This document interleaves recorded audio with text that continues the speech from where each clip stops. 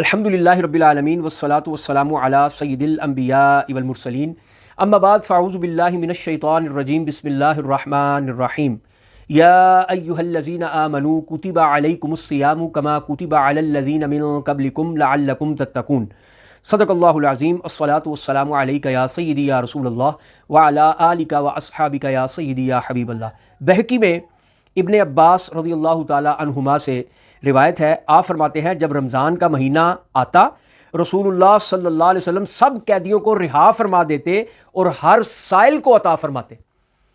یعنی حضور صلی اللہ علیہ وسلم تو کریم مطلق ہیں، آپ تو سخی ہیں، کریم ہیں، جواد ہیں، بمانا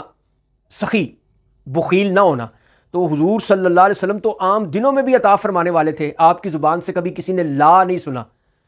کہ آپ نے کسی نے سوال کیا اور آپ نے فرمایا لا نہیں، میرے پاس نہیں ہے، یا ابھی نہیں ہے، یا پہلے آتا تو مل جاتا، یا بعد میں آتا تو مل جاتا، بلکہ آپ تو سراپا عطا ہیں، عطا ہی عطا ہیں۔ لیکن اس عطا کا کیا عالم ہوگا کہ رمضان المبارک کے مہینے میں حضرت ابن عباس فرماتے ہیں کہ حضور صلی اللہ علیہ وسلم قیدیوں کو رہا فرما دیتے اور ہر سائل کو عطا فرماتے۔ اور بہقی شعب الایمان میں ابن عمر رضی اللہ تعالیٰ عنہما سے روایت ہے کہ نبی کریم صلی اللہ علیہ وسلم نے فرمایا جنت ابتدائے سال سے سال آئندہ تک، جنت ابتدائے سال سے سال آئندہ تک رمضان کے لیے آراستہ کی جاتی ہے۔ جب رمضان کا پہلا دن آتا ہے تو جنت کے پتوں سے عرش کے نیچے ایک ہوا حور عین پر چلتی ہے، وہ کہتی ہے اے رب تو اپنے بندوں سے ہمارے لیے ان کو شوہر بنا جن سے ہماری آنکھیں ٹھنڈی ہوں اور ان کی آنکھیں ہم سے ٹھنڈی ہوں۔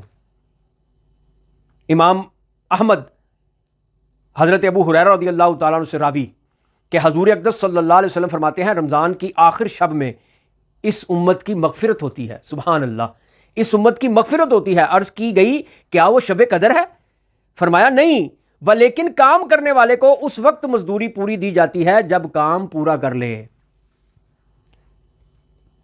بہقی شعب الایمان میں سلمان فارسی رضی اللہ تعالیٰ عنہ سے روایت ہے، کہتے ہیں رسول اللہ صلی اللہ علیہ وسلم نے شعبان کے آخری دن میں واعظ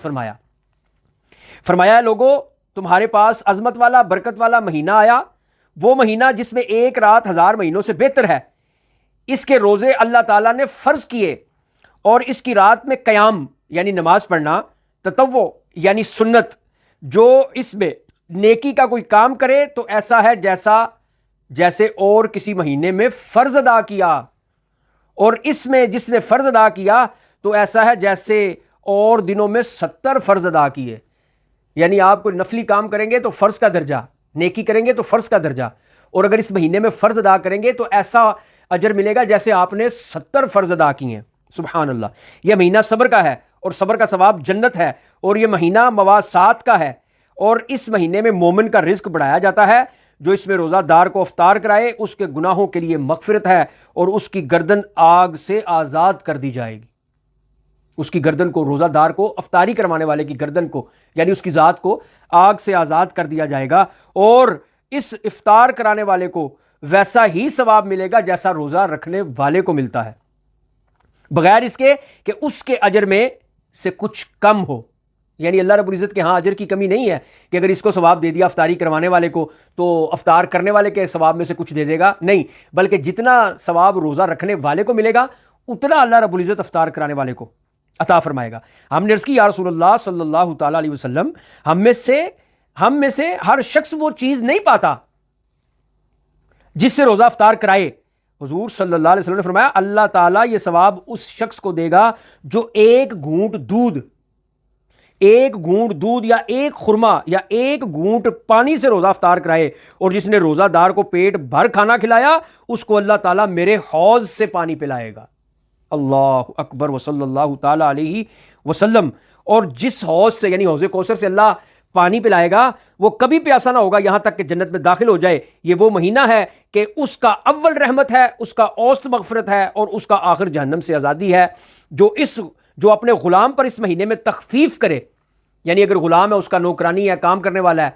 کوئی بھی اس کے انڈر کام کرنے والا اس کا ملازم ہے، اگر اس مہینے اس سے تخفیف کرے گا، یعنی اس کے کام میں کمی کرے گا، اس سے زیادہ خدمت نہیں لے گا، اللہ تعالیٰ اس سے بخش دے گا اور جہنم سے آزاد فرما دے گا، صلی اللہ تعالیٰ علیہ وسلم۔ صحیحین یعنی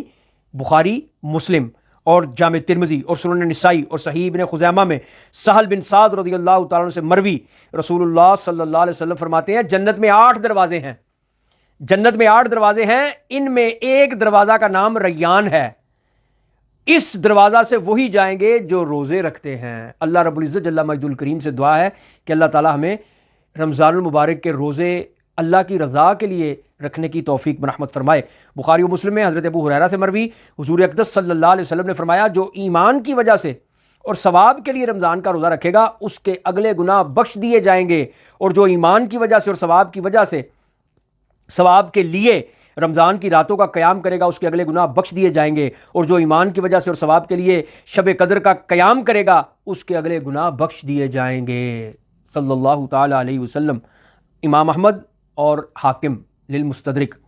اور تبرانی کبیر میں اور ابن ابی دنیا اور بہقی شعب الایمان میں عبداللہ بن عمر رضی اللہ تعالیٰ عنہ سے روایت ہے کہ رسول اللہ صلی اللہ علیہ وسلم فرماتے ہیں روزہ و قرآن بندے کے لیے شفاعت کریں گے۔ روزہ کہے گا اے رب عز و جل، میں نے کھانے اور خواہشوں سے دن میں اسے روک دیا، میری شفاعت اس کے حق میں قبول فرما۔ قرآن کہے گا اے رب عز و جل، میں نے اسے رات سونے میں باز رکھا، میری شفاعت اس کے بارے میں قبول کر۔ دونوں کی شفاعتیں قبول ہوں گی۔ اللہ رب العزت جل مجدہ الکریم سے دعا ہے کہ اللہ تعالیٰ ہمیں رمضان المبارک کی برکتیں خوب سمیٹنے کی توفیق عطا فرمائے۔ اللہ تعالیٰ ہمیں اور ہمارے والدین کے گناہوں کو معاف فرمائے، اور حضور صلی اللہ علیہ وسلم کے وسیلہ جلیلہ سے بلا حساب و کتاب جنت عطا فرمائے۔ وآخر دعوایا ان الحمد للہ رب العالمین۔